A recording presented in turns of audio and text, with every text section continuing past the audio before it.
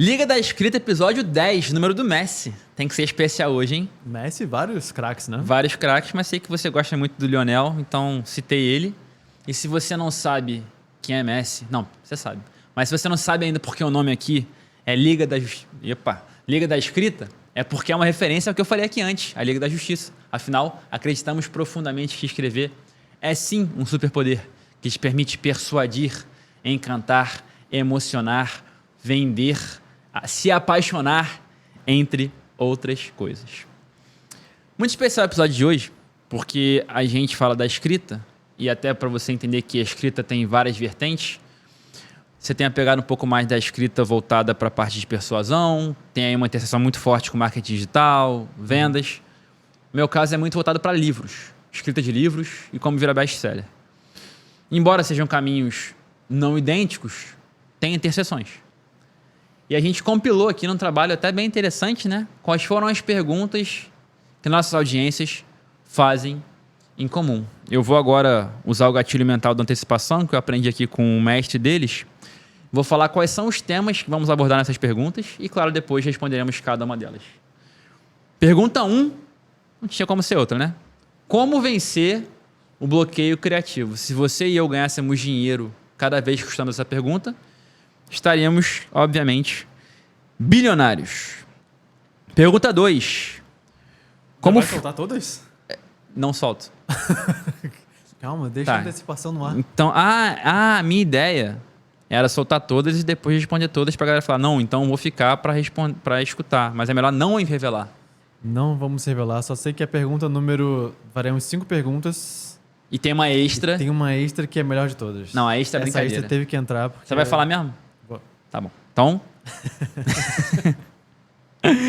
Espera aí. A gente pode colocar um corte do João Kleber quando chegar na sexta. Então, pergunta 1, bloqueio criativo. Isso. Certo. Vamos lá. Minha visão de bloqueio criativo, eu acredito muito que bloqueio criativo criou-se esse tema, esse termo, porque as pessoas travam na hora de escrever. Então, basicamente, o que é um bloqueio criativo?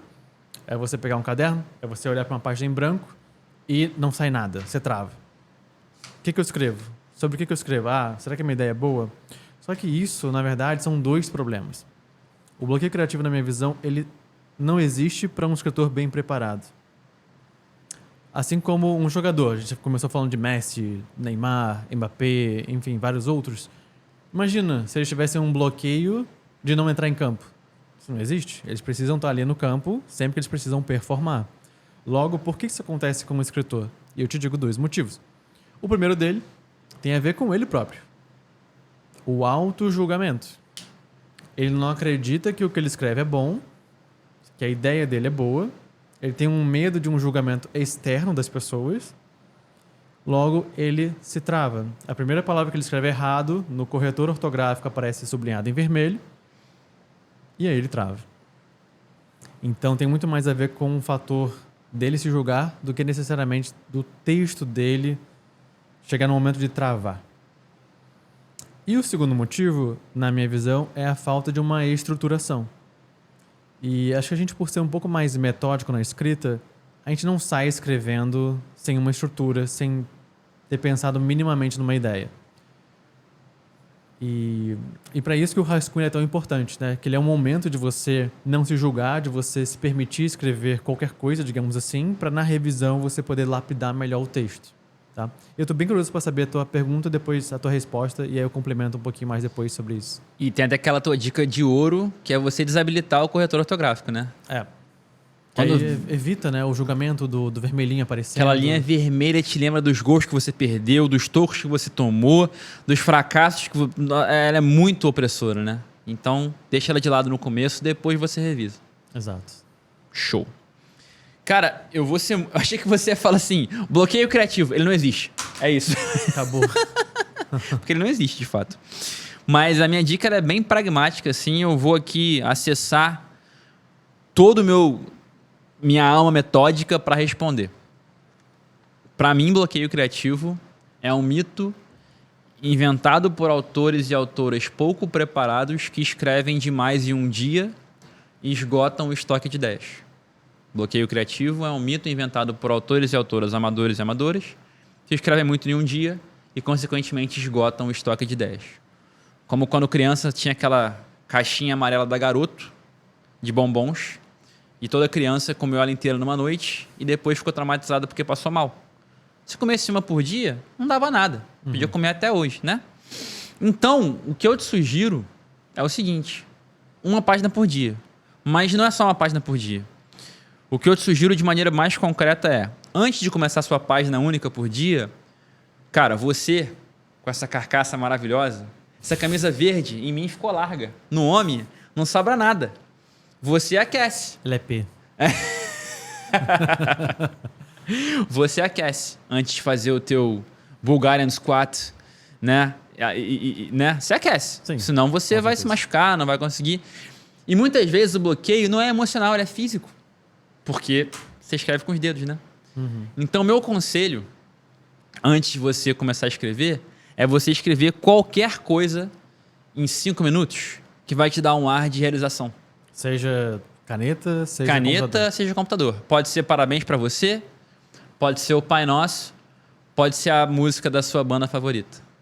Rapidamente, se você fosse agora escrever alguma coisa pra aquecer os dedos, o que você escreveria? Algo que você sabe do início ao fim?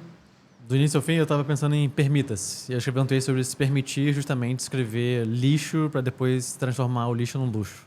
Excelente. Produção, alguém aí escreveu alguma música aí pra se desbloquear? Eu acho que eu ia escrever um trechinho de With or Without You do U2. Mas, de novo, ele não consegue passar um episódio sem citar. Mas você que falou de futebol. Ah, não, foi eu que falei do Messi. U2 With or Without You. Eu falo em todos os episódios. Vamos lá. Então, você vai começar a tua escrita escrevendo qualquer coisa em no máximo 5 minutos, com início, meio e fim. Pode ser parabéns pra você, pode ser o Pai Nosso, pode ser um texto sobre se permitir, pode ser o With or Without You, pode ser Andou na Prancha do Tchacabum. Qualquer coisa com início, meio e fim, para você ter ali um senso mínimo de realização. Uau! Já consegui escrever alguma coisa. Aí sim você parte para sua página diária. Seja da tua página de vendas, do teu livro, ou do teu Instagram, ou do teu blog. Escreveu a página diária, você tem que fazer como João e Maria. E deixar migalhas de pão para você lembrar o caminho de casa. Porra, você gostou dessa, hein, moleque? Mandou bem. Você gostou dessa. Veio agora? Veio agora. Então, você tem que deixar ali pistas pro dia seguinte. Então, o que geralmente eu faço? Eu vou dar alguns exemplos, tá? Se você está escrevendo um livro, você aquece seus dedos, Pai Nosso, With or Without You, Permita-se, Parabéns para você, Andou na Prancha do Tchacabum. Terminou, você escreve a tua página diária, tá?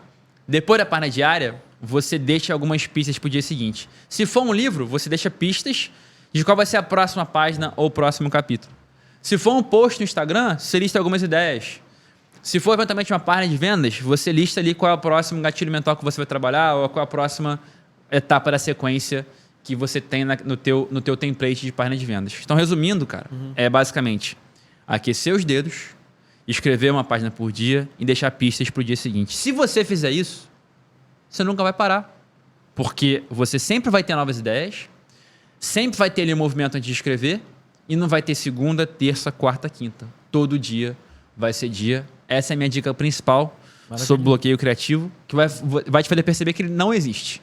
Sei que você quer complementar aí o assunto, fica à vontade. Sim, foi muito bom você falar disso, porque aproveitando agora uma rápida história sobre esse tema, como eu estou praticando essa arte, e por isso que envolve artes, envolve escrita, envolve tocar um instrumento, Sim. envolve pintar um quadro. E é interessante como o processo criativo é semelhante entre essas artes. Então, eu tenho um teclado em casa e eu vou treinando lá. Quando eu vou para um piano de cauda num local público, o que acontece? O teclado é diferente do piano, o tamanho das teclas são diferentes, a sonoridade é diferente. Então, eu estou num ambiente novo que eu não estou acostumado. Fora isso, tem pessoas ao redor. Então, tem esse julgamento, que é parecido com o julgamento da escrita. As pessoas vão ler o seu texto.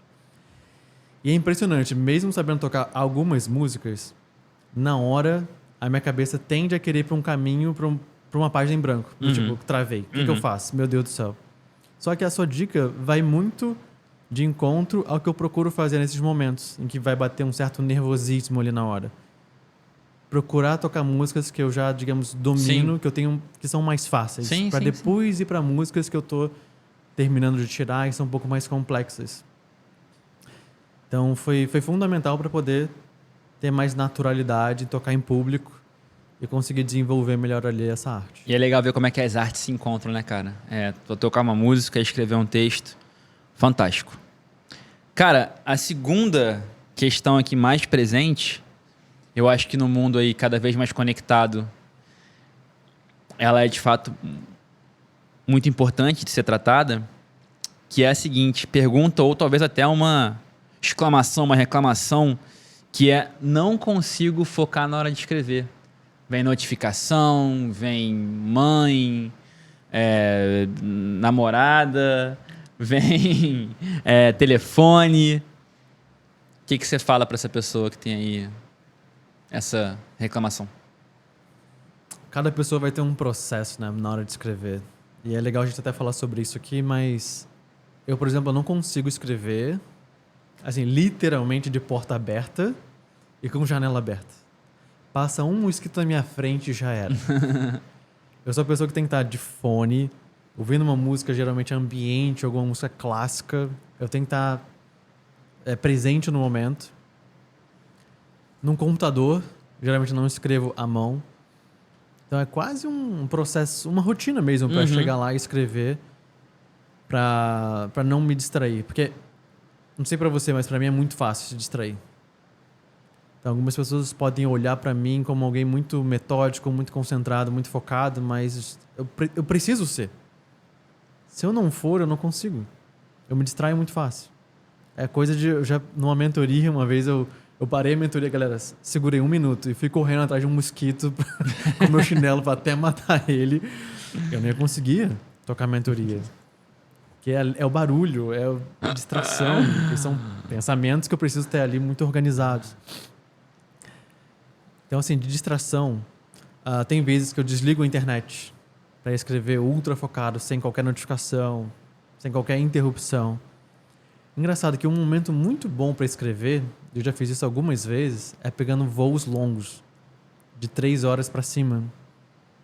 Não tem o que fazer, né? Não tem o que fazer, você não tem para onde ir, não tem internet, você senta e vai escrevendo.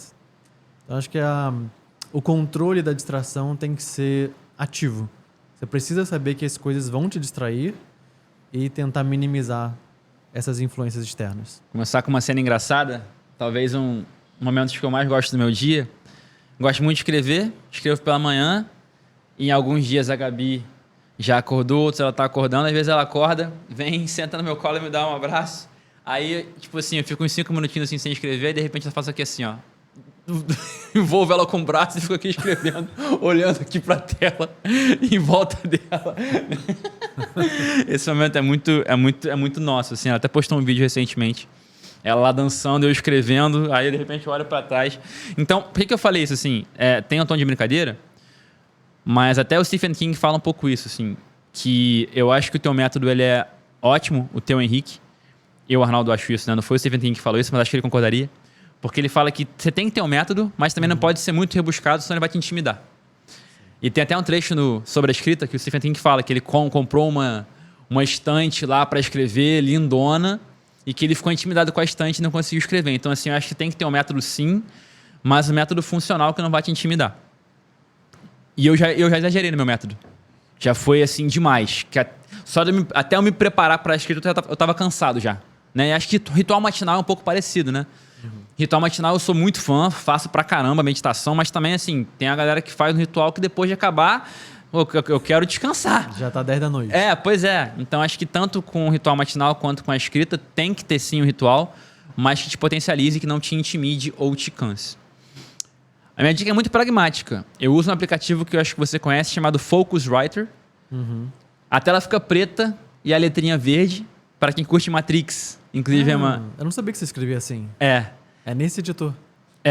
Que legal. Inclusive, para quem curte Matrix, você se sente ali dentro da Matrix, porque é igualzinho, né? Tela preta com letrinha verde. Tem formatação? Você consegue ver o negrito, itálico, sim, normal? Sim. E você pode... Essa tela preta é uma opção minha. Pode ser tela branca, mas eu prefiro a tela preta. É Markdown, o estilo de escrita.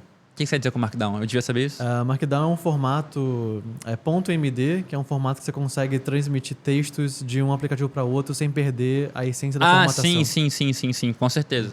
Uma hashtag é o cabeçalho 1, 2 hashtags é o cabeçalho 2. Sim. É papo nerd aqui de escrita, mas... Não, ele é amigável com outras interfaces. Você consegue, através dele, cronometrar a tua escrita, você consegue bloquear as outras telas. Então, quando eu estou escrevendo com Focuswriter, o meu laptop parece uma máquina de escrever, só que muito mais rápida. E eu posso apagar, porque fica a tela preta, não tem nada. Tela toda preta e a letrinha verde. Esse Focuswriter é aquele que, para mim, é um dos melhores anúncios de editor de texto de todos os tempos. Que é uma navezinha que vai atirando em vários... É tipo, tá uma Microsoft Word no fundo. Aí vem uma nave, tipo daqueles Space Invaders, né, do jogo. E ela vai atirando em todos os menus de navegação e deixa a tela toda limpa só para escrita. Uau. Eu acho que não é, acho que é do IA Writer. Eu nunca vi o anúncio, mas de fato, assim, essa plataforma mudou muito a minha vida.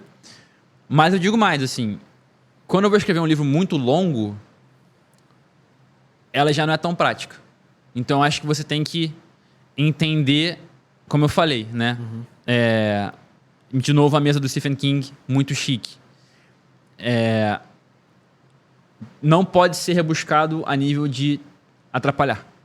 Então, o Focuswriter, para mim, para um livro de contos que eu escrevi agora, para um texto para Instagram, para um livro, de repente, até 50 páginas, legal. Agora, para um livro que você vai precisar o tempo todo procurar o conteúdo e que você vai precisar, eventualmente, compartilhar com pessoas, eu tendo a achar que o Google Docs ele é mais útil. Mas voltando para o tema aqui, que é a questão de focar, para focar de fato, o Focuswriter foi a melhor plataforma que eu já usei e de maneira bem pragmática eu indico que vocês testem. E inclusive a tela preta e letrinha verde no estilo Matrix. Boa. Simbora! Temos aqui... Cara, 3 é muito frequente também. Que é o famoso medo do que vão pensar da minha escrita. E você acredita que meu primeiro livro que eu lancei, que dei de presente, Vendo de Propósito, na véspera do lançamento eu torci para ninguém, para não passar por isso. Porque você vender um livro, né, é muito bom, porque, pô, beleza, compraram meu livro, mas, por outro lado, cara, agora tem centenas de pessoas que vão descobrir que eu sou um impostor. Quer dizer, não que seja verdade, mas é a crença que vem na nossa cabeça. Então, a pessoa que tem medo do que vão pensar da escrita dela, o que você pode falar? É inevitável, acho que vai acontecer com todo mundo em qualquer habilidade de comunicação, seja numa palestra, seja escrevendo um livro, seja escrevendo um post no Instagram.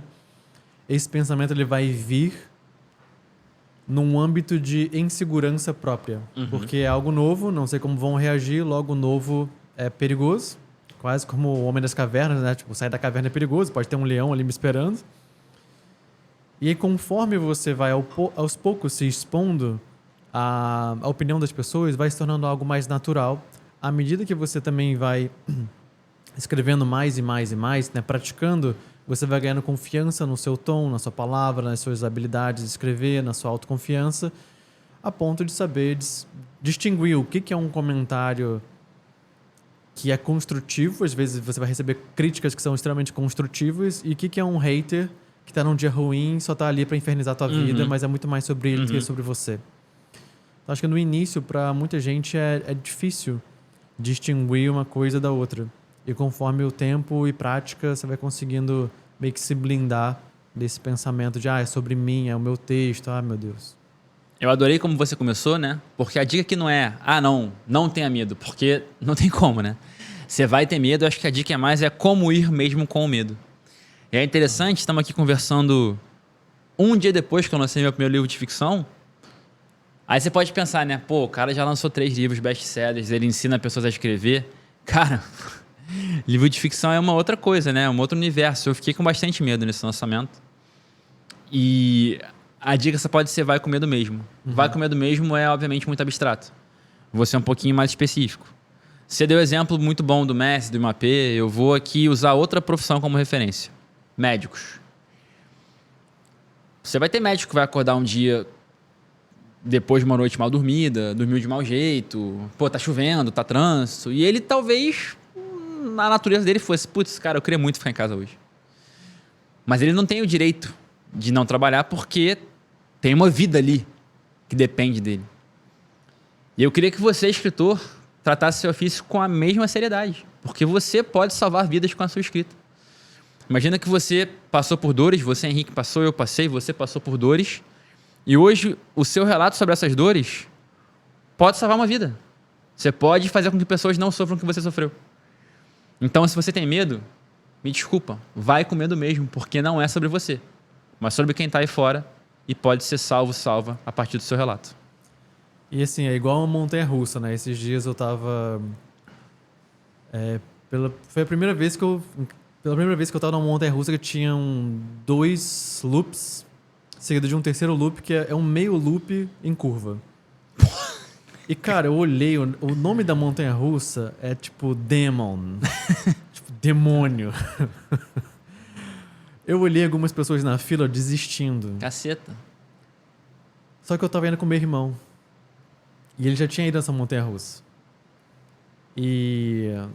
Então, a montanha-russa parece um bom exemplo, porque você muitas vezes vai ter medo antes de estar lá, ou antes de pular de paraquedas a primeira vez, ou antes de saltar de bungee jump, essas loucuras, né? Mas durante...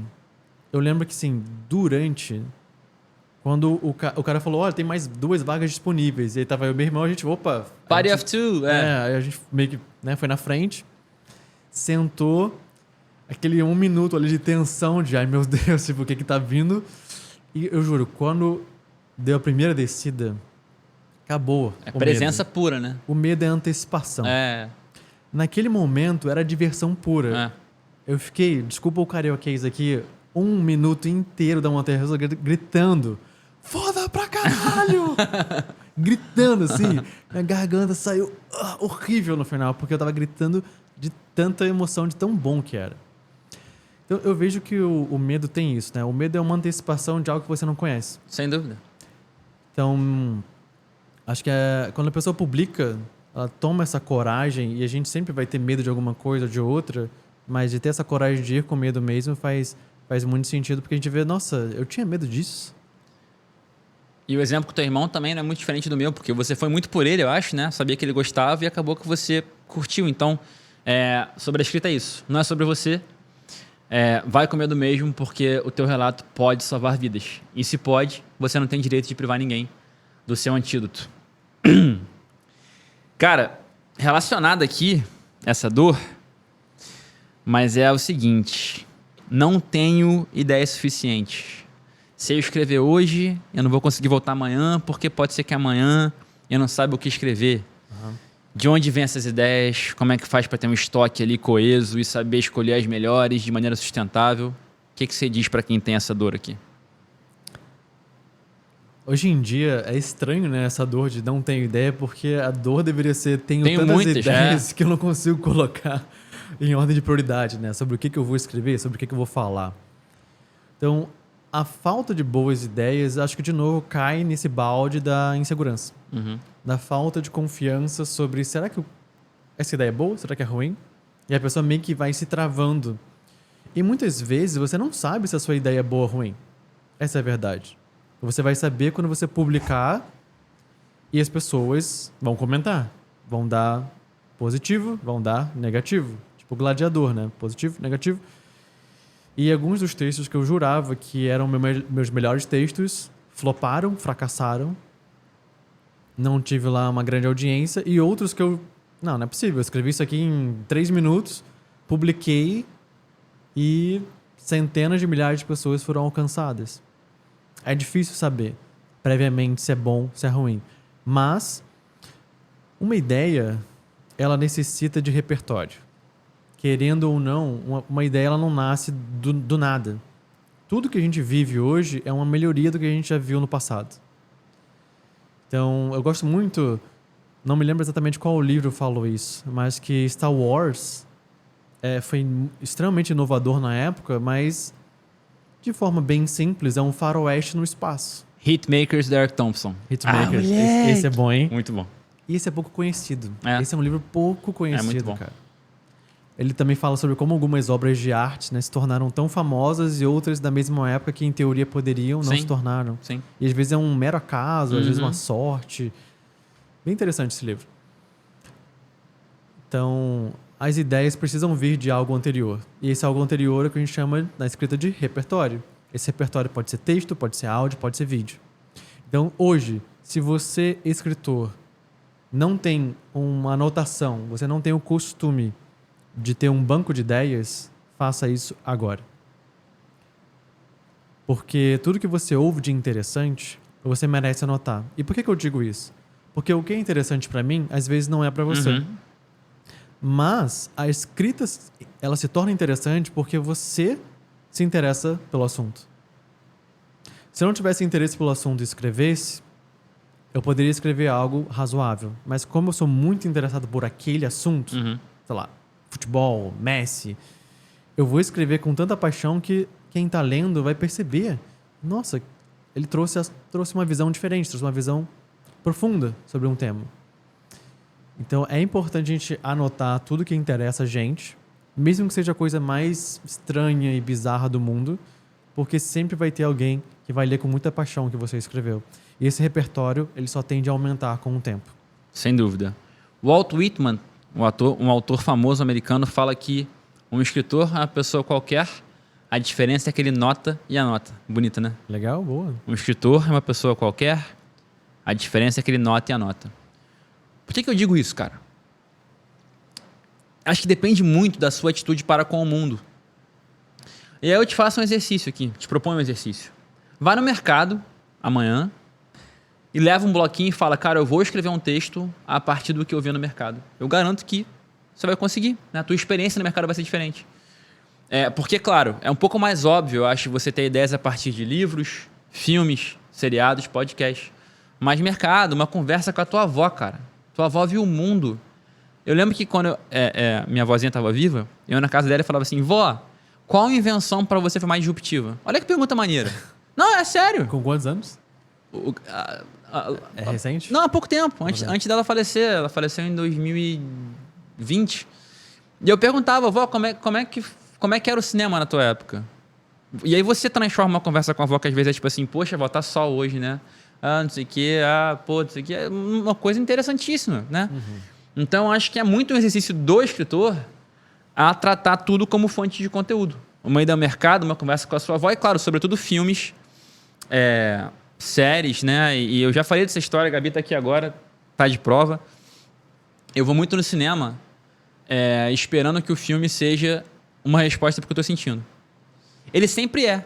Não porque o escritor escreveu para mim, mas porque eu tô aberto a isso, né? A gente foi no carnaval, a gente estava em pé de guerra no dia, qualquer palavra que a gente falava era briga. Eu falei, cara, precisamos de algo maior que nós pra gente poder se conectar em silêncio. Cinema surge. A gente foi ver tudo em todo lugar ao mesmo tempo. Depois de 2 horas, a gente estava assim, molhado de lágrimas, abraçado no cinema, e a gente nem conversou sobre a briga, a arte ele resolveu. Mas por quê? Porque fomos abertos àquela experiência. Então, como o Walt Whitman sugere, seja um escritor, anote. Ande não só atento, mas também com um lugar seguro no qual você possa anotar esses insumos para depois colocar para fora. E não precisa ser um filme, um seriado, um podcast, um livro, um curso. Essas fontes são até óbvias. Pode ser meio do mercado, uma conversa com um amigo, uma conversa com a sua avó. Pega. Inclusive, uma técnica muito simples e também muito boa é você colocar e se na frente de qualquer coisa. Então, eu não me lembro se era uma masterclass, mas a história do gênio da lâmpada, né? De 3 desejos. Eu acho que é a do Dan Brown, cara. Do Dan Brown? Tem certeza? Não. Não é da Margaret Atwood, não? De repente, antes de você desistir? Essa eu não... Não? Essa eu desisti cedo. Mas eu vi isso recentemente, cara, em algum lugar. Não, acho que é de outro cara, mas na masterclass. O Nano fala isso também no livro dele. Nano Fragonese, nosso parceiro. Do IC. Do IC. IC. De pensar ao contrário do que as pessoas já esperam. Né? E se, sei lá, o gênio da lâmpada, em vez de ceder 3 desejos, fosse algo inverso. E se ele quisesse agora ter um desejo teu? E se eu bebesse água desse microfone e falasse nesse copo? Ué, né? É um mundo doido do Arnaldo. É, o mundo é um exemplo. Esse é muito bom mesmo. Acho que o exemplo também era quando você tá no aeroporto e você vê... Às vezes eu gosto de fazer isso, muito aleatório, mas eu gosto de fazer. Sei lá, tô num restaurante. Aí eu vejo um casal. A primeira coisa que eu penso é... Há quanto tempo será que eles se conhecem? Porra, a gente faz isso muito, cara. Né? É meio bizarro. Expressão isso. corporal ali, assim, né? Aí, sei lá, eles estão muito juntinhos, devem estar se conhecendo há pouco tempo. Você tem uns dois no telefone. No celular, assim, ó. Dois no telefone? Pô, é difícil de julgar, né? Mas deve ser um casal já há um certo tempo. A gente foi um dia no restaurante lá em Copacabana e tinha um cara, que nem um pavão, assim, só cagando regra pra mulher. Eu falei, nossa, meu primeiro encontro e acho que vai ser o único, porque eu que tô aqui do lado, não tô aguentando, tadinha da menina ali. A gente também faz muito isso. Calada, só e o cara só não, porque eu conheço não sei quem, não sei o que lá, não sei, nossa senhora. Você sabe quem eu sou? Mas esse é muito sobre isso, né? Você imaginar situações, começar a viajar, porque isso vai te dar muita criatividade pra escrever. Né? Tipo, porque o que chama atenção hoje é o diferente. E o diferente você precisa pensar muito fora do padrão. Quer ver uma boa também? Cruzar 3 histórias que você adora pra criar uma nova. Vamos pegar aqui de doidão. 3 porquinhos. Porra. Eu vou falar Harry Potter, Senhor dos Anéis e Star Wars. Então, um bruxo tem que ir pra galáxia pra destruir um anel maligno. Ué. Mas você já pensou antes, né? Você já veio preparado. Eu acho que eu já devo ter escrito sobre isso, mas vai, não é? Porque é uma criatividade. Em tempo real? Pô, é uma 3 porquinhos, mais o quê? Fala uma história famosa aí. Chapeuzinho vermelho. Admirável Mundo. Admirável... Ela foi a música da Pitty. Admirável Chip Novo. Mundo Novo? 3 porquinhos é do soprar, né? Soprar. Então a Chapeuzinho Vermelho foi pra casa da vovozinha. E aí 3 porquinhos pararam ela no meio do caminho. E perguntaram e falaram para ela que eles tinham uma ração que fazia ela ter felicidade constante. Foi a melhor que eu consegui fazer. Eu nem vou tentar. Eu prefiro Admirável Mundo Novo do que 1984, do George Orwell. Porque são 2 livros parecidos. Eu não li. Eu acho o Admirável... Acho que você que me indicou. Um Mundo Novo bem melhor. Cara, as 2 últimas são muito polêmicas. E eu quero saber por onde você quer começar. Não, vamos começar por essa que eu acho que era relacionada com essa última que eu falei. Que é o ChatGPT, cara. Eu não sei em que ano você está escutando isso, vendo isso. Pode ser que no seu ano o ChatGPT tenha dominado já tudo e o Terminator lá do Schwarzenegger tenha virado realidade e as máquinas estão aí dominando o mundo. Mas aqui no dia 2 de junho de 2023, data muito próxima ao aniversário desses meninos aqui. Estamos aqui comemorando nossos aniversários aqui nesse podcast. ChatGPT aconteceu tem pouco tempo e tá aí super em alta. Sei que é a tua opinião, cara, mas pra mim tem um pouco a ver com o que eu falei. De eu ir lá almoçar com a minha avó, em vez de falar, pô, vó, tá quente hoje, né? Poxa, vó, você viu o debate da eleição? Eu falava, poxa, vó, como é que foi quando você ligou... Essa foi muito interessante. Eu falei, vó, como é que foi quando você ligou a TV pela primeira vez? Ela falou, cara, eu fiquei morrendo de medo. Olha que maneiro.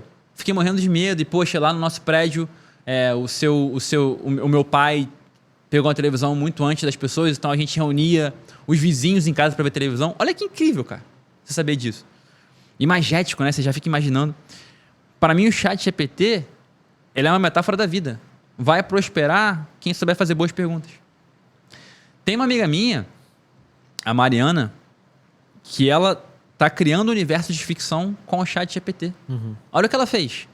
ChatGPT, construa para mim uma personagem que seja uma mistura da Arlequina com a Viúva Negra e que use o tom de voz da... E ela falou lá uma personagem do Senhor dos Anéis que eu esqueci. E o ChatGPT criou uma personagem para ela. Aí ela falou assim, agora cria um debate dessa personagem com um personagem que é a mistura, sei lá, do Darth Vader com o Voldemort. E o tema do debate é ética. E o cara deu um diálogo.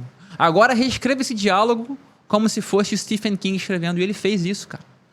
Então, assim, ela tá roubando? Não. O mérito é dela de saber fazer perguntas incríveis. Então, para mim, o ChatGPT é uma grande metáfora da vida. E uma outra coisa que eu falo é o seguinte: para mim, a produtividade, não só a produtividade, mas eu digo mais, a automação. A automação, ela serve para coisas que você talvez não ame fazer. Eu amo escrever. Então eu prefiro escrever raiz, sem ChatGPT. Mas de repente, se para você, você quer ter um livro para ser best-seller, ganhar autoridade, nenhum problema. Use o ChatGPT, escreve o seu livro, vira best-seller, ganha autoridade e vida que segue. Então, duas coisas sobre o ChatGPT. Primeiro, ele é uma grande metáfora da vida. Vai prosperar quem saber fazer boas perguntas. Eu podia ficar aqui com o Henrique e falar: caraca, Henrique, pô, como é que você consegue, cara? Teu cabelo tá sempre, porra, certinho. Você corta o cabelo quantas vezes por semana? Caraca, olha a barbinha dele. Certinho, ela podia ficar aqui venerando esse homem maravilhoso. Mas eu venero um pouquinho, né? Mas eu fico aqui perguntando para Henrique, pô, modelo de negócio e tal. Então, assim, o Henrique, para mim, é uma referência no assunto. E eu pergunto para ele coisas que me engrandecem. Com a minha avó era a mesma coisa. Com o ChatGPT é a mesma coisa. Então, o ChatGPT é uma grande metáfora da vida. Se você não for um escritor e para você escrever seja mais uma fonte de renda ou uma tarefa burocrática, cara, ótimo. No meu caso, eu amo escrever. É um momento no qual eu não tenho pressa. Então, eu prefiro escrever sem o ChatGPT, mas não tenho nenhum problema de usá-lo para eventualmente escritas um pouco mais comerciais ou obrigatórias, compulsórias que eu tiver que fazer. Tua opinião?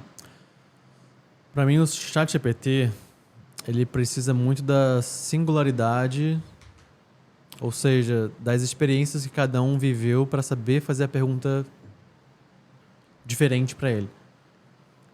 Então, não dá para você chegar lá e me escreva uma página de vendas sobre um produto de emagrecimento. Ele vai fazer isso? Vai, mas de uma maneira muito padrão. Uhum. E se todo mundo fizer isso, vai se tornar, obviamente, desinteressante. Por quê? Porque as pessoas prestam atenção ao que é diferente. Tanto bom quanto ruim. Porque o diferente chama atenção. E hoje em dia, a moeda de troca que a gente vive na sociedade hoje é a atenção. É a moeda mais difícil de você conquistar socialmente, financeiramente. Então, por exemplo, no ChatGPT, eu vejo que para escrever um livro, pedir para ele misturar universos diferentes ou criar de uma maneira extremamente inovadora sobre o que você estava falando sobre uma elfa, né, Mistura da Arlequina com a Viúva Negra. Ele vai te dar uma liberdade artística muito grande que dificilmente você teria um repertório, ou tempo para montar um repertório tão grande quanto aquele. E você pode editar o que ele te deu. Exato. Então, assim, eu vejo que ele economiza muito do trabalho de pesquisa. Uhum. Mas esse trabalho de pesquisa, ele nunca vai substituir o resultado final baseado nas suas experiências. Porque o ChatGPT, pelo menos hoje, ele não está num ponto de ler toda a sua vida e saber o que você passou, experiências, e colocar isso num tom do seu tom no texto. Talvez ele chegue num ponto desse. Mas outro dia, por exemplo, eu estava precisando fazer queria fazer uma postagem sobre a minha visita a Hamburgo, na Alemanha. Eu pensei, cara, eu vou dizer algo padrão aqui? Não. Eu vou pedir para ele fazer uma poesia sobre a cidade de Hamburgo. Uau! E ficou incrível. É mesmo? Mas qual foi o comando que você deu, você lembra? Foi muito básico, sinceramente. Foi muito básico. Era, cria uma poesia sobre a cidade de Hamburgo. Não pediu para ser no estilo de alguém? Não, começou nisso. Então ele criou ali 4 linhas, 3 parágrafos, 4 linhas, e ficou um negócio bem com rima. Uma frase ali não veio com rima, aí depois eu fui lá e coloquei um sinônimo para ficar com uma rima legal. Mas ele me deu esse início. Eu não comecei um texto do zero. Ele já me deu algo como se fosse um 0.5. E agora eu levo 0.5 a 1. Então eu vejo que para essas tarefas mais de divergência, né, de você procurar criatividades em lugares diferentes, ele é muito, muito bom. Mas quando você muitas vezes quer concentrar em algo muito específico para fazer uma venda, ele ainda não é tão bom quanto a nossa habilidade de saber, muitas vezes, persuadir. Esse poema, você consegue acessar fácil aí? Consigo. Enquanto você acessa, eu vou contar mais uma história aqui rapidinho. Lendo muitos livros de ficção de negócios, eu percebi, Henrique, que a maioria dos capítulos se divide entre história conceito e exercício, né? Então, a maioria dos livros de negócios, autoajuda em geral, começam com uma história para gerar identificação. Depois, o autor meio que conceitua aquela história, explica o que de fato está por trás dela. E termina com exercício, com perguntas, com uma reflexão para poder aprofundar ainda mais aquilo ali. Vou dar um exemplo aqui. Meu primeiro livro, Vivendo de Propósito. Esse mesmo que eu leio hoje me dá calafrios e que vende pra caramba eu não entendo. Que bom. Capítulo 1 fala de talentos. Então, se eu fosse escrever talentos com ChatGPT, lembra que eu falei qual foi a estrutura? História, conceito, exercício. Eu posso chegar pro ChatGPT e falar: me conte uma história sobre talentos. Ele pode falar: olha, era uma vez 2 craques chamados Cristiano Ronaldo e Messi. No entanto, Cristiano Ronaldo claramente... Enfim, você sabe como é que é a história. Discussão boa essa. Discussão boa, bom, dá um podcast inteiro. Ele pode falar que, né, para o Cristiano Ronaldo conseguir chegar próximo do Messi, ele tem que treinar um absurdo, porque o Messi claramente tem mais talento natural. E explicar que, né, quem tem talento natural vai sempre prosperar, mas que esse talento natural pode ser ultrapassado por um pouco de esforço. Então o ChatGPT me contou essa história. Então eu posso pegar meu livro, eventualmente, ou não copiar, né, mas eu posso adaptar essa história ou, a partir dessa história, pensar em outra. ChatGPT, agora me fale qual é o conceito de talentos. Ele vai te explicar o conceito e você pode pegar aquilo para começar um texto. ChatGPT, então agora me passe um exercício para encontrar meus talentos. Então você pode pegar uma estrutura de capítulos, né? Como eu falei, um capítulo de livro de negócios geralmente obedece isso. Primeiro história, depois conceito e por fim exercício. Você pode pedir para o ChatGPT te dar primeiro a história, depois o conceito e por fim o exercício. E o que eu te sugiro não é você copiar, é você usar aquilo para te inspirar a fazer parecido, melhorado ou até diferente, mas seguindo um padrão. Então acho que ele assim, é meio que um empurrão. Como Sim. o que eu indiquei aqui de você aquecer os dedos, eu acho que o ChatGPT pode ser, de repente, o personal, né? Que vai ali meio que te aquecer e depois deixar o teu trabalho autoral um pouco mais fácil. E, de certa forma, ele se molda. Né? Então, acho que o grande avanço assim, do ChatGPT para muita gente vai ser você conseguir fazer o download de grandes mentes. Por exemplo, cara, o que Steve Jobs me daria de conselho sobre disrupção? Em vez de ChatGPT, me fale sobre disrupção. Mas não, na visão de Steve Jobs. Você faria essa pergunta? Na visão de Steve Jobs, o que seria disrupção para ele? Legal. Como que eu poderia alavancar um negócio digital usando, sei lá, a disrupção que Steve Jobs trouxe na Apple? Então, acho que trazer uma personalidade, uma vestimenta para o ChatGPT é fundamental para você pegar a personalidade. Porque senão vai ficar aquela coisa sempre muito seca, muito padrão, Sim. muito Wikipedia.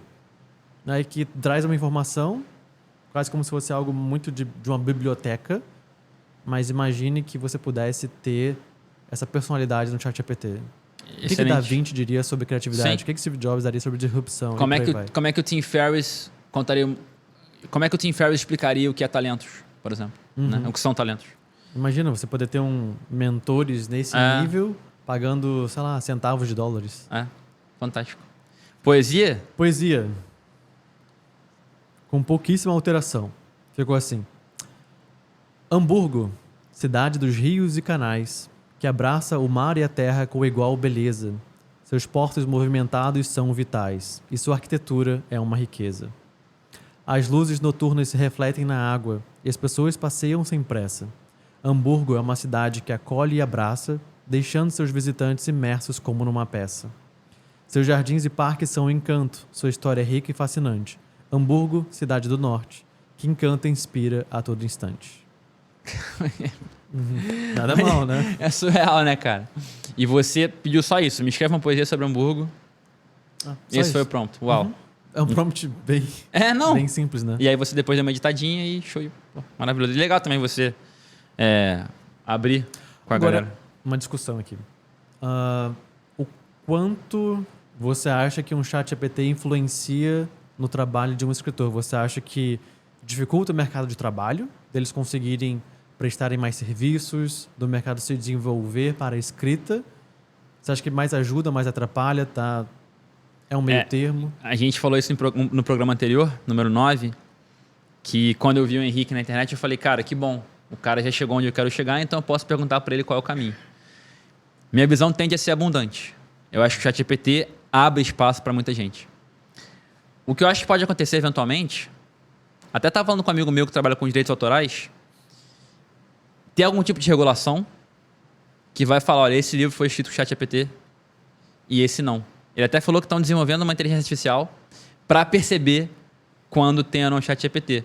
Porque, segundo esse meu amigo, o argumento é que a audiência tem direito de saber. Um debate aqui etéreo, eterno e abstrato, mas, na minha opinião, eu acho que facilita. Acho que aumenta a possibilidade de você escrever um livro. E aí o debate que fica é: quem consome aquele conteúdo tem que ter direito de saber se foi ou não escrito com ChatGPT? Eu realmente não sei. Porque esse poema, por exemplo, você me falou que foi com ChatGPT, mas não piorou minha sensação ao escutá-lo. Uhum. O que você acha? Você acha que tem que ser falado? Não tem? É difícil? A produção, se quiserem dar opinião aí. É difícil pensar de bate-pronto sobre esse assunto. Mas eu acredito que mais ajuda do que atrapalha. Uhum. Assim como toda a tecnologia que surgiu, a economia se expandiu, ponto. Sim. Então sempre vai ter um grupo opositor, né, que quer que as coisas continuem como são, mas tudo que favorece a economia é imbatível. Não tem como você frear, e as pessoas vão tentar regular e tentar frear, mas se é economicamente mais interessante, a sociedade vai acabar aderindo pela questão econômica do mundo funcionar como é. Isso é uma discussão. Sim. Mas... E aí, em vez de ficar reclamando, cara, tenta entender a plataforma e usar. Exato. Se adapta. Usa a plataforma a seu favor. Então, inclusive hoje, né, a gente tem a ferramenta Clarice.ai, que é uma ferramenta de revisão de texto, que olha muito além da gramática, da ortografia. Ela olha, por exemplo, a quantidade de preposições que você usa no Forma, texto. estética. Exato, a estética. Então, se você escreve parágrafos muito longos, ela reconhece isso e recomenda você cortar as preposições. Repetição de palavras. Repetição de palavra, que em teoria não é um erro gramatical, mas é um erro... dificulta a leitura, um erro de estética. E imagina você poder ser capaz de usar a criatividade que um chat GPT pode te dar ao seu texto e ao mesmo tempo não perder esse lado humano da correção. Uhum. Então é que a gente fala da dupla camada de correção na hora de escrever. Você escreve de forma criativa e você revisa tanto com inteligência artificial quanto esses desvios catalogados por humanos especializados na área da linguagem.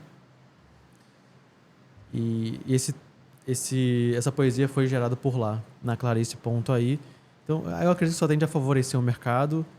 Se tem que avisar se foi um texto que, enfim, foi pelo ChatGPT ou não sei. Acho que é muito cedo ainda para dizer como que as coisas vão andar. Eu também não tenho uma resposta pronta e não tenho nem problema em falar isso. Mas, de fato, assim, em vez de reclamar, tenta entender a plataforma, entender como é que ela pode te ajudar.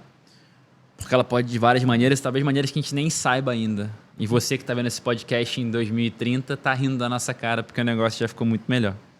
E, cara, só pra gente terminar esse assunto, não terminando o podcast, que ainda tem mais a pergunta Não, chave. o João Kleber tá aqui, ó, para poder fazer o para antes de começar. Inclusive, convidei, sabe quem?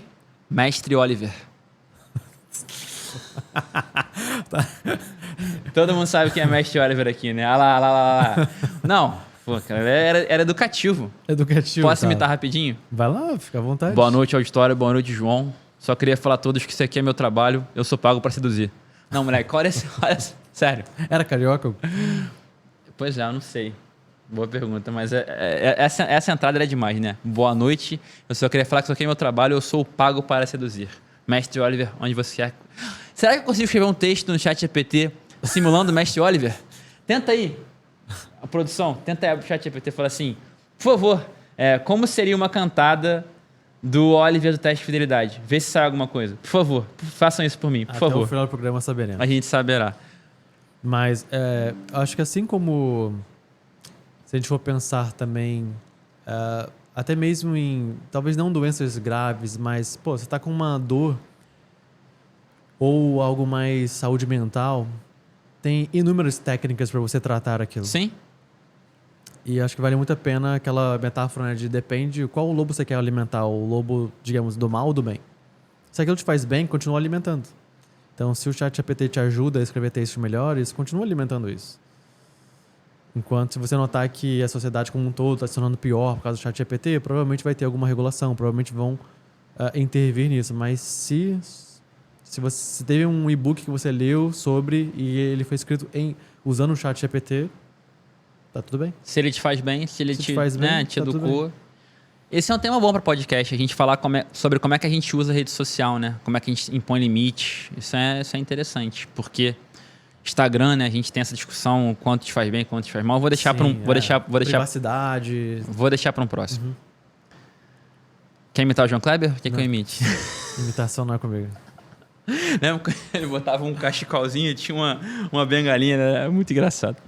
Enfim, o último tema polêmico aqui é monetização. Não consigo ganhar dinheiro com a escrita. Abri a caixa de Pandora. Fica à vontade aí, a gente fecha quando der. Tá.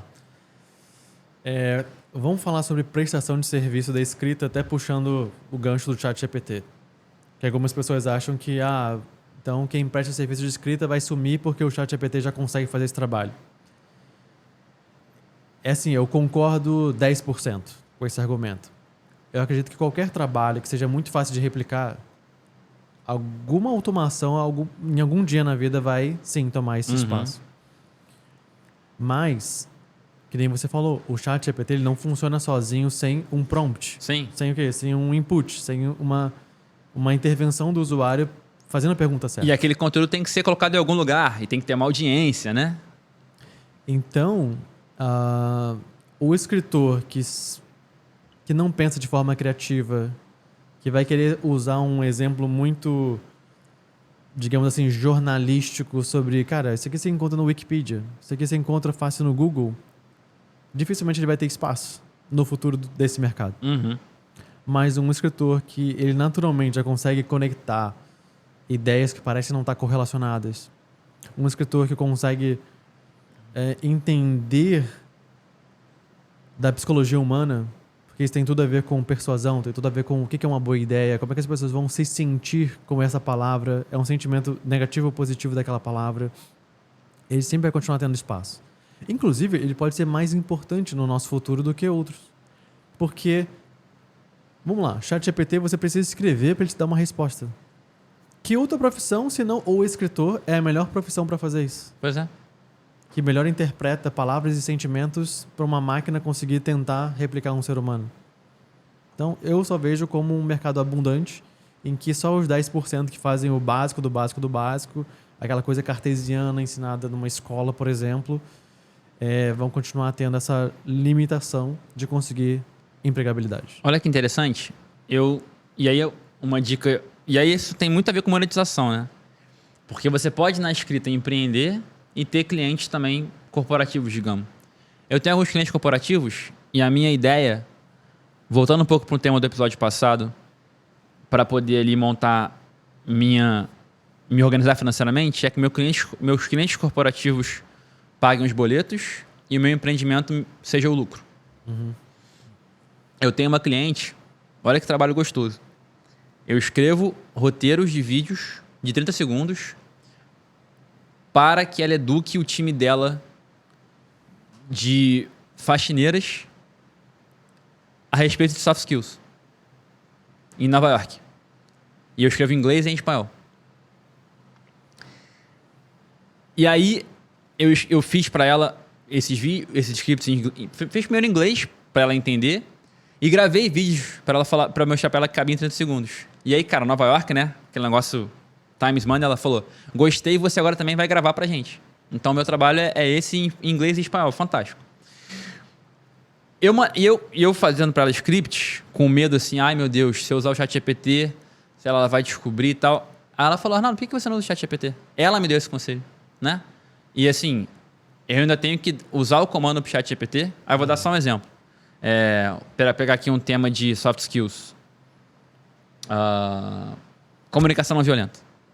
Eu falo assim, me dê um script de 30 segundos que fale quais são os segredos para a comunicação não violenta, com o exemplo de um conflito entre duas faxineiras de Nova York. Então, assim, ele me dá... Eu acho que eu tenho que ter algum mérito para poder mandar essa pergunta. E, obviamente, que depois, por eu ser o cara que vai gravar o vídeo também, isso é um ativo. Então, por que esse exemplo? Porque, primeiro, vai ter que ter alguém que vai ter que escrever a pergunta. E a pergunta bem escrita vai chegar mais longe. E depois que o texto estiver pronto, cara, conteúdo é rei, distribuição é um reino. Isso também está no livro Hitmakers, do Eric Thompson. Aquele conteúdo vai ter que ir para algum lugar. E cabe a tua estratégia de colocar aquilo num lugar, né, que você criou audiência, ou você conseguir vender aquele texto através de gatilhos mentais. Então, o texto é um pedaço muito pequeno da equação. Uhum. Maravilhoso. E assim, nessa parte também de monetização, eu vejo que a galera peca muito querendo atingir todo mundo. Uhum. São vários erros que eu vejo. Primeiro, querendo ou não, para muitos, o Instagram é um portfólio hoje em dia. Uhum. E aí eu faço isso com alguns alunos do nosso curso do Escritor Milionário, Sim. em que a gente dá, muitas vezes, de bônus, uma análise de Instagram deles. E eu vou olhar o Instagram, o que eu espero encontrar? Espero encontrar fotos, textos que me comprovem que você sabe escrever. Uhum. E aí, geralmente, vai ser o quê? A foto da pessoa numa academia, a foto de uma pessoa que tirou foto de uma comida, a foto dela numa certa viagem, mas nenhum texto que ela possa me dizer o quão bem ela sabe escrever. Então, infelizmente, algumas pessoas deixam de conseguir de serem contratadas porque não manjam, não entendem bem desse triângulo de ouro que é o Instagram, que é o quê? É a sua foto, que diz muito sobre você, é a sua biografia, que em poucos caracteres você precisa dizer o porquê você é diferente. Então, só para dar um rápido exemplo. Foto. Às vezes uma coisa tão simples de você colocar a foto olhando para o texto, ou seja, a foto sempre virada para a direita e não para a esquerda, porque o olhar para a esquerda direciona para o nada, para a direita relaciona para o texto. Biografia. Procura usar algum elemento de autoridade, algum elemento de diferenciação e depois um CTA, uma chamada para ação. Uhum. Esses dias eu estava com a minha mãe, né, que a gente fez uma viagem juntos, né? Ela completou 60 anos, então a hora de honrar minha mãe e fornecer essa experiência para ela. A gente foi visitar meu irmão, minha cunhada. E o Instagram dela, ela me chama de Rick. Rick, dá uma olhadinha aqui no meu Instagram, me diz o que você acha. Aí eu olhei, mãe, teremos trabalho. Então a foto dela estava muito distante, não mostrava muito do trabalho dela. Que é? Então, hoje em dia, cara, deixa eu falar a bio da minha mãe que você vai entender. Minha mãe, ela é corretora de imóveis. Ela tem carteirinha da OAB, então advogada. Ela pinta paredes, né? Faz artes em paredes. Ela mosaico. Ela trabalha com surdos. Uau. Então, é uma série de coisas. E tava tudo isso tava na bio dela. Uns 10 mil emojis. Calma. Vamos focar numa coisa só. Porque as pessoas não lembram que você é tudo isso. Uhum. Elas só lembram de uma palavra sobre você. Isso é posicionamento. É a lei básica do posicionamento. Só lembram de uma palavra sobre você. Quando você, por exemplo, marcas de carro. Quando você pensa em Mercedes, você pensa em conforto. Meio que luxo. Quando você pensa em BMW, você pensa em potência. Velocidade de arranque, sentir a estrada. Quando você pensa em Volvo, você pensa em segurança. Quando você pensa em Honda, você pensa em eficiência. Então, cada marca de carro, por ser um mercado já muito extenso e muito amplo, elas escolhem uma categoria para serem as primeiras. Uma subcategoria para serem as primeiras nessa grande categoria que é carros. Então, como minha mãe está focando mais agora nas pinturas em parede, artes personalizadas em paredes, a primeira coisa que eu fiz ao refazer a biografia dela foi na autoridade. Em que antes estava, tipo, pinto paredes. Não julgando, mas olha, você faz um trabalho de arte. Você não é uma pessoa que vai passar só uma tinta numa parede. Então, já trouxe para o inglês especialista em wall painting. Traz para inglês já fica chique. Sim. Já dá para dobrar o preço. E aí, wall painting. Tá, mas tem algumas pessoas que não vai saber o que é isso. Então, abaixo, crio artes personalizadas em paredes. Porque artes é o que ela mais sabe fazer, a parte artística. Sim.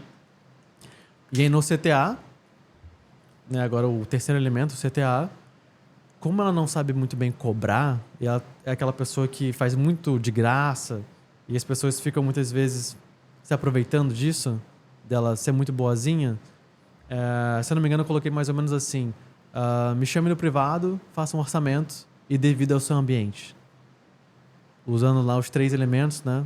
1, 2 e 3, me chame no privado, faça um orçamento devido ao seu ambiente e coloquei um pininho RJ para as pessoas do Rio saberem que ela é do Rio e que ela pode ir até o local para fazer as paredes personalizadas. Só isso.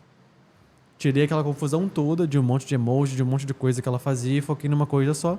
Mudei a foto dela para ser uma foto dela pintando, fazendo uma parede personalizada, dá para ver claramente que é. E no feed eu escondi tudo que não estava relacionado a wall painting, às pinturas. Então, cara, tem mosaico no feed? Ela tinha, mas eu arquivei, porque as pessoas só vão lembrar de uma coisa. Então foi toda uma modificação desse triângulo de ouro que é a foto, a biografia e as 9 primeiras postagens, que é o que a pessoa consegue ver num celular. Sim. Nesse assunto, pra gente poder fechar, eventualmente fazer um podcast só dele, você tem alguma regra para aumentar preço? Depois de X vendas, é uma sensibilidade sua, mais intuitiva, depois de X faturamento, você tem alguma regra para aumentar preço? Boa pergunta. Tecnicamente, o que é que você pode avaliar? Se você usa um gateway de pagamento, você disponibiliza o seu preço podendo ser pago à vista, por exemplo, 997 mil reais, ou podendo dividir em 3 vezes, 6 vezes, 12 vezes, 10 vezes. Quanto mais as pessoas pagam parcelado, em 12 vezes, em 10 vezes, quer dizer que elas têm uma maior sensibilidade ao teu preço. Ou seja, em teoria, na matemática, não há muito espaço para aumentar o preço. Boa. E quanto mais a proporção de vendas vai para o à vista, quer dizer que teu público tem tem grana e pode pagar à vista, logo você poderia subir mais o preço. A proporção, ela geralmente vai ser um gráfico em U. Muita gente pagando à vista, muita gente pagando em 12 vezes e a parte baixinha do U vai ser ali do 2 até o 11. Sim. Então você consegue ver se está um U realmente ou está um J. Dependendo da letra que forma, você consegue ter essa dinâmica de sensibilidade de preço. Esse é o fator matemático lógico da equação. Mas eu acredito que preço é uma história. Para algumas, pegando um exemplo assim, uma bolsa. Tem mulheres que vão considerar que uma bolsa de 20 mil reais não é cara. Pelo contrário. Por quê? Traduz um status, traduz empoderamento, traduz elas... A bolsa muitas vezes para ela vai traduzir sou foda e tá aqui a prova. Assim como para um homem, às vezes um relógio de 20 mil reais não é caro. É um símbolo. É um ícone de conquistei algo na vida e quero, digamos, demonstrar através de pequenos... Talvez pro homem a Harley Davidson seja maior, né? A galera tatua a Harley Davidson, a galera paga 80 mil numa moto que tecnicamente nem é nada demais. Surreal. Cara, relógio, em teoria, o seu celular mostra as horas. Mas por que você vai comprar um relógio? Tem razão. Um Rolex, sei lá, de 100 mil reais. Aquilo tem um status implícito na compra. Então, preço é uma história. Então, preço sempre é uma história que a pessoa se conta sobre ela. Sim, sobre isso, eu acho que você aprendeu isso com múltiplos autores, mas o Seth Godin fala isso direto, né? Imagino que você deva ter... Sim, a fonte tá nele.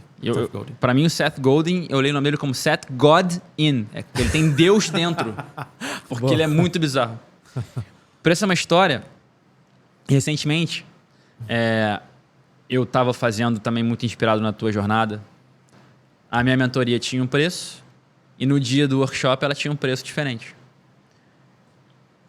A gente estava dando um desconto, se eu não me engano, de 25%.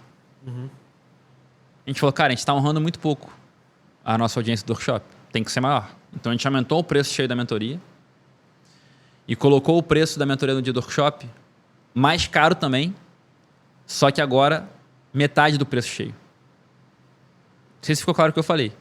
Eu cobrava então eu cobrei mais caro no workshop, só como o preço de ancoragem foi muito mais caro, A história contada foi, estou te dando 50% de desconto. E antes a história era, estou te dando 25%. Então as pessoas pagaram muito mais caro, porque a história contada foi muito mais eficaz. Sim. E, assim, preço é uma história. Se você pega, por exemplo, uma bola de futebol genérica, sem uma marca conhecida, ela custa R$50, R$40. Mas se você pega a bola, sei lá, a bola usada no último jogo ali do Messi, Argentina e França, final da Copa do Mundo... Você paga quanto? Cara, não tem preço, velho. Por quê? Porque Leva aí. é a história que aquela bola representa. Então, pra mim, é sem preço. Mas, sei lá, pra quem não liga pra esporte, não viu Copa do Mundo, o preço ainda é um preço genérico. Eu pagaria R$50.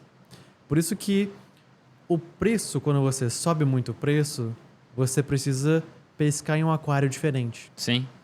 Porque se você for num mercadão e querer vender uma pedra preciosa, talvez ninguém pague. Mas se você vai num museu de arte moderna e super raro e você acha uma pedra, sei lá, super preciosa que simboliza alguma coisa da civilização antiga, aquela pedra tem um valor muito mais elevado. Então, para você cobrar mais caro, você precisa acessar audiências também mais nichadas, mais personalizadas. Então, de alguma forma, você também tem que entregar algo mais personalizado. Só para eu poder corroborar aqui a importância da ancoragem, que é um gatilho mental, e a gente partir para os finalmente. Como eu falei, eu aumentei o preço da mentoria no meu workshop, mas as pessoas pagaram mais porque o desconto estava maior. Se você vai comprar, você falou de um Mercedes, sei lá, 200 mil, e o cara você vai pagar 200 mil. E ele fala, cara, por 201 mil, eu coloco o banco, sei lá... Banco de couro. 1.000 no universo de 200 mil, não é nada. Agora vai cortar o cabelo, era 70, virou 150. Você não vai nem a porrada, né? Então, a ancoragem ela é muito, muito importante para a pessoa ter a noção, de fato, do valor dentro de uma referência, né? E nesse caso da mentoria do workshop, foi impressionante. A gente mostrou que o desconto era maior. Por mais que o preço fosse maior, como o desconto foi maior, as pessoas compraram mais. Fantástico assunto aqui. Acho que cada um desses subtemas pode dar um podcast inteiro. E mais uma vez, antes da tua mensagem final, eu queria entender o que você está vendo, lendo, assistindo. Deixa eu começar com um personagem que eu sei que você gosta muito, o famoso Batman. Depois eu quero com você ranquear os Batmans, os atores, mas no nível muito nerd, que é o seguinte: ranquear o cara como Batman e Bruce, porque pra mim é diferente. É diferente. Entendeu? O último Batman, The Batman, com Robert Pattinson, particularmente não é a versão do Batman que eu mais gosto. Gosto de um Batman um pouco mais traumatizado, mais velho e já mais calejado, mas eu acho a visão do diretor incrível. Eu vi o filme no cinema, óbvio, logo que estreou. Vi de novo depois na HBO Max e li o roteiro. Eu não tinha muito hábito de ler roteiro e eu tô lendo o roteiro recentemente. Então, gente, o que eu li recentemente, eu queria dar a dica pra vocês, é o roteiro de The Batman. Foi muito louco, porque como eu já tinha visto o filme 2 vezes, na minha cabeça, eu falei, esse roteiro, o cara viu o filme e escreveu. Não, ele escreveu antes do filme. Cara, é muito louco isso, tipo... E assim, vamos supor que é um filme do Woody Allen. É um filme que é praticamente diálogo. Não quero desmerecer o Woody Allen, acho genial, vi tudo praticamente dele. Mas você está escrevendo diálogos. The Batman, no filme de ação, é praticamente só imagem. Ou seja, o cara tá ali no roteiro 90% descrevendo uma coisa que não existe ainda.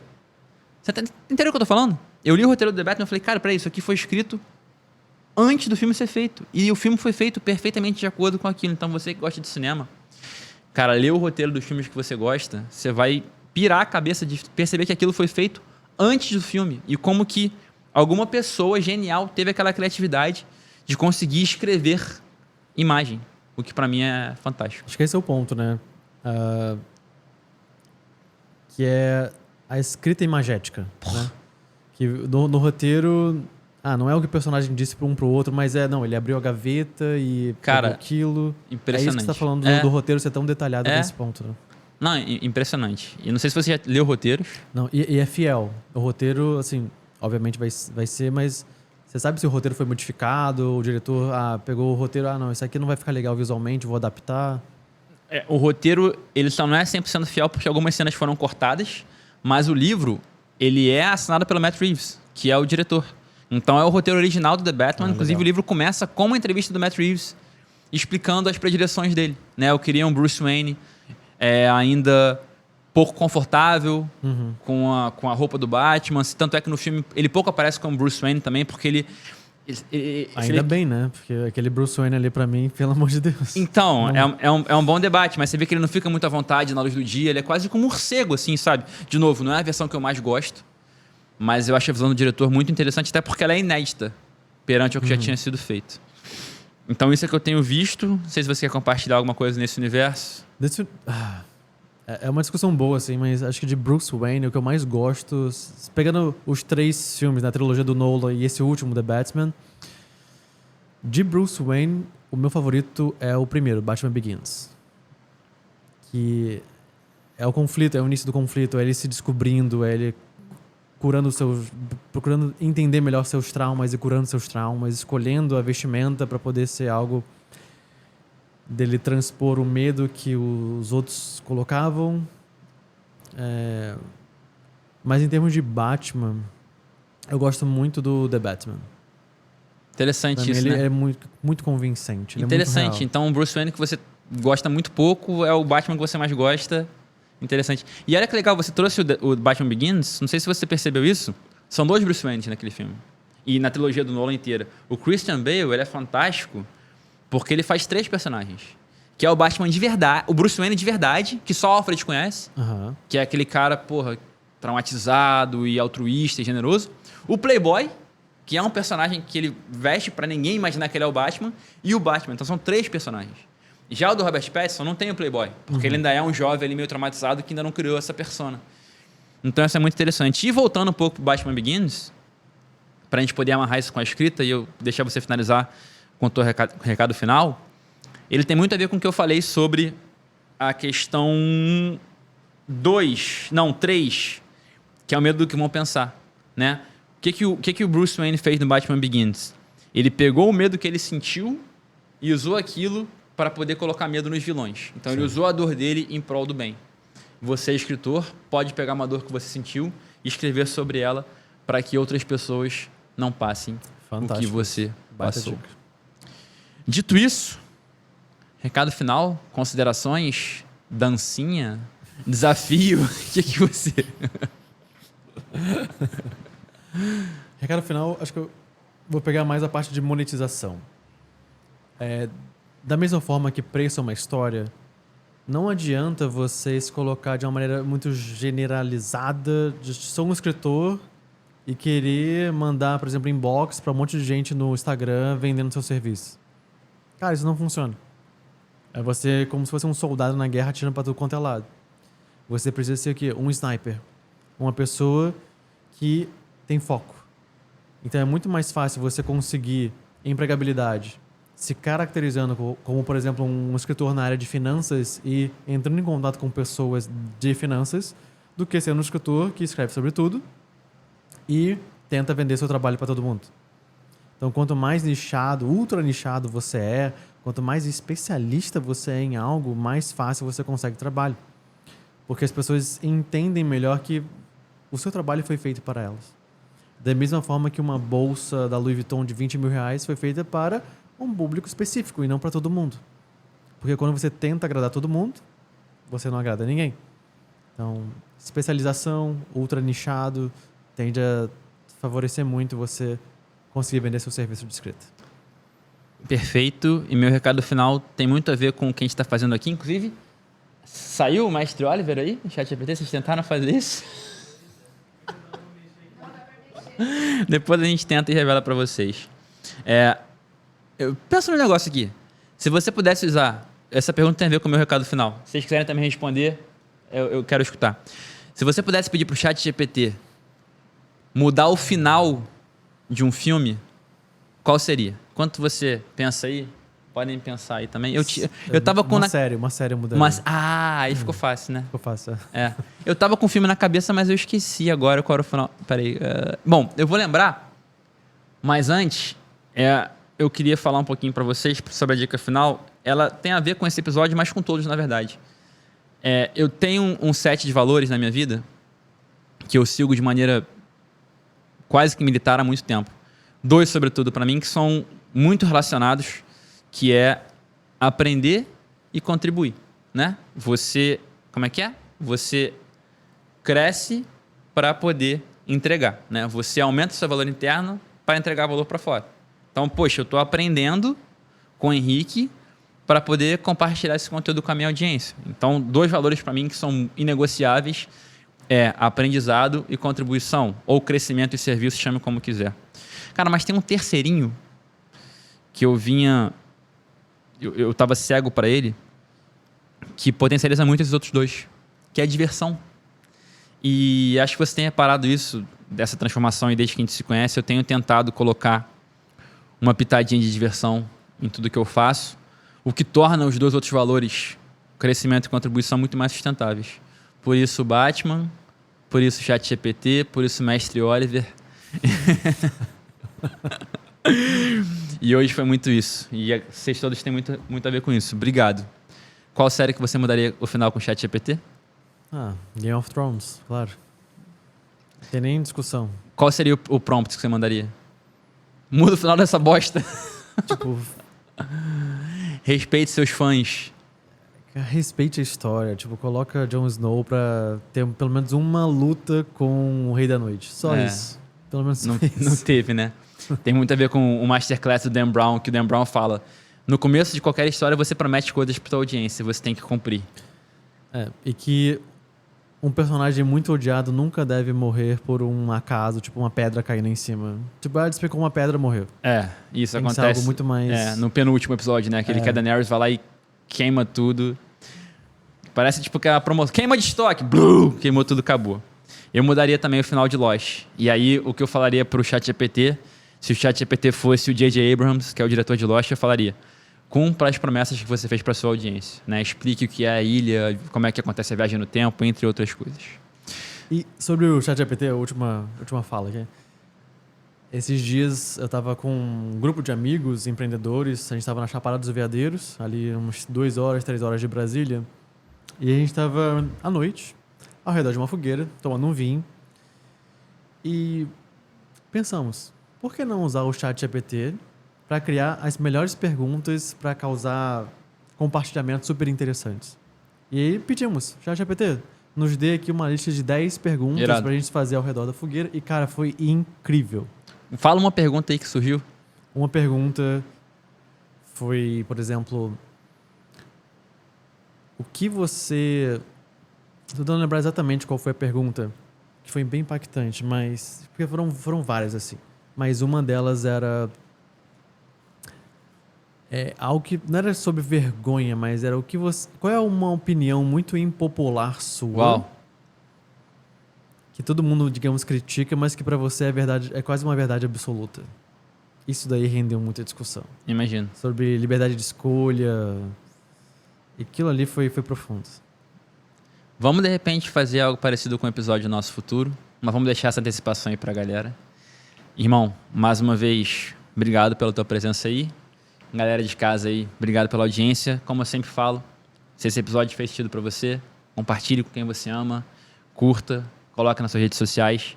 Espero que esse bem possa sempre ser compartilhado. Valeu. Obrigado, galera. Tamo junto. Até a próxima. Valeu!